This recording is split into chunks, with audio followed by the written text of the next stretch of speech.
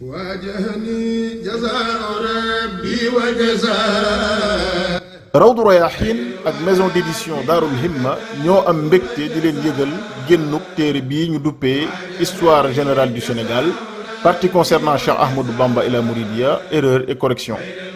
téere bi nag livre blanc la boo xam ni jubbanti nañu ci lu ëpp juróom-ñetti fukki njuumte yu nekk ci téere yi ñu doon yaxal ci mboorum Sénégal te ñu duppee ko histoire générale du Sénégal, te benn ci volume yi am lu ci aju ci Serigne Touba ak yoonu Murid.